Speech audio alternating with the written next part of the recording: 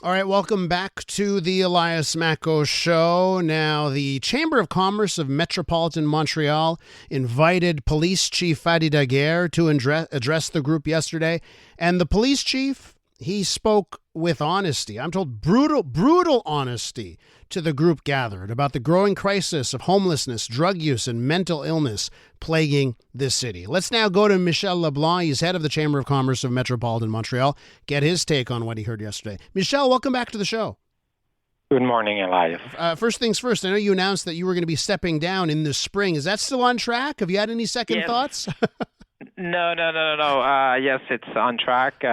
My successor has not been publicly identified. Yes, should happen soon, and then a few weeks later, he or she will take over. Was it important to you before you leave? You know, I think it had been 12, 13 years since a police chief had addressed the Chamber of Commerce of Metropolitan Montreal. Was it important to get Fadi Daguerre addressing your group? Yes, it was at my request. I sat with him. I love the man, I must say. And I told him, okay, it's too important. You have to come. You have to speak your mind. And you ask to push demands that you want to make for the business community. I have business leaders who are saying it doesn't make sense, shouldn't be accepted, it's disruptive. Well, Fadi, come and tell them, okay, we can try and work, but we'll have to work it together. And that's exactly what he did. So when you say he was brutally honest, I would say there was three elements there. One, the nature of I would say the sense of insecurity right now. It's not just the perceptions, it's real. Secondly, the limitation of what the police can do by itself. And thirdly, the need to all chip in. That includes government, but that includes business community as well.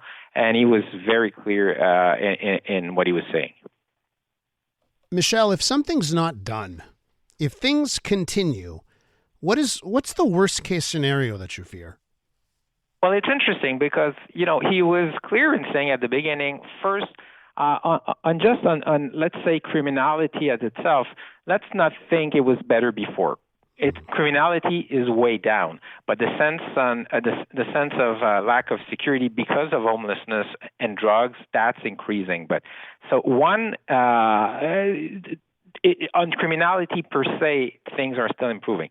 On the homelessness, the areas of the city where you can see the destructuring, well, then when we compare with Vancouver, Winnipeg, Toronto, but even more some U.S. cities, that's the fear. The fear is you would have neighborhoods quite in the center where you don't feel safe. And then the bad, let's say, circle starts. You don't go because you don't feel safe.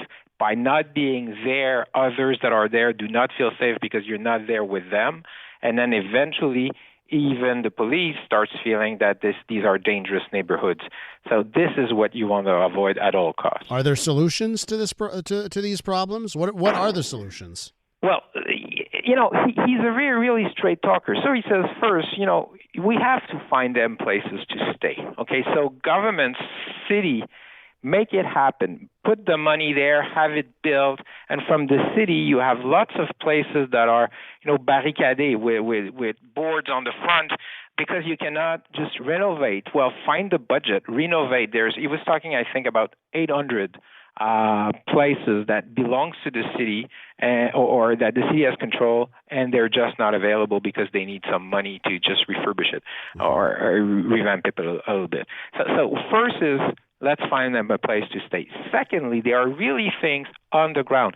He was saying we have one-stop services where homeless people can come in, open a bank account, get their health insurance cards, their social number cards, and these are the initial step to try to reintegrate the system and feel protected by the system.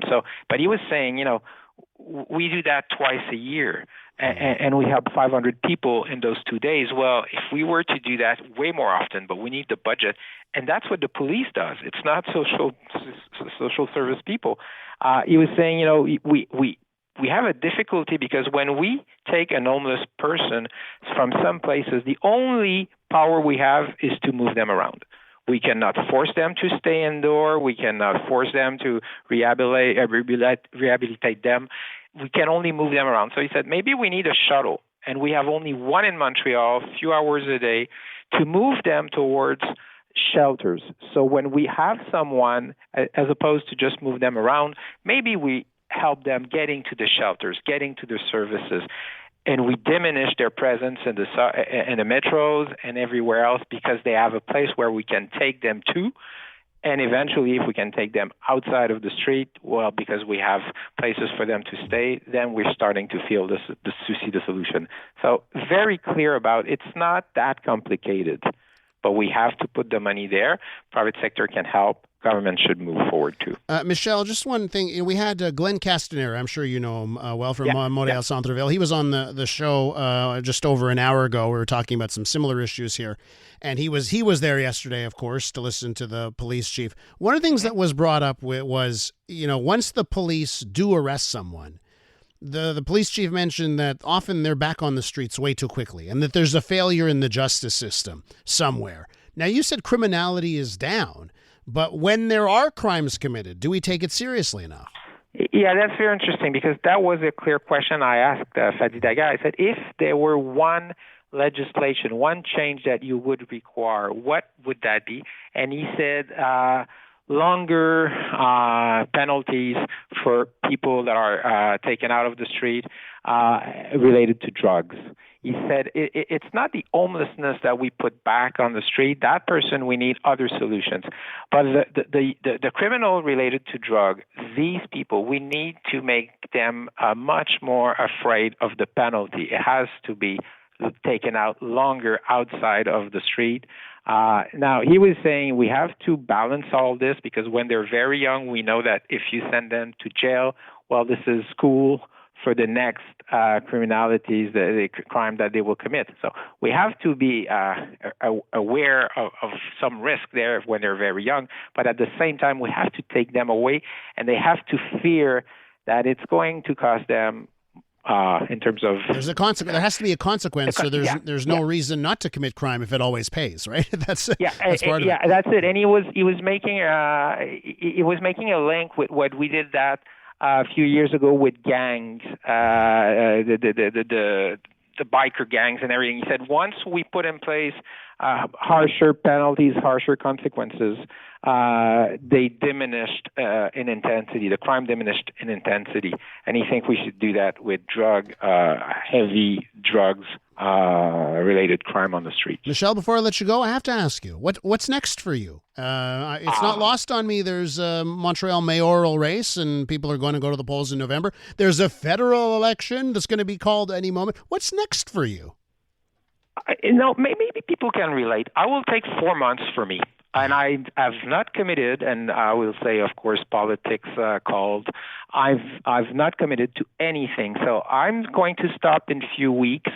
And until September, I'm going to take time for myself. I've been working for 37 years now. Maybe I'm not ready to retire, but taking a break for a few months, that I will do for sure. Michel, your insight has always been appreciated on this show. I want to thank you for coming on this morning. Thank you, Elias. Michel Leblanc is head of the Chamber of Commerce of Metropolitan Montreal.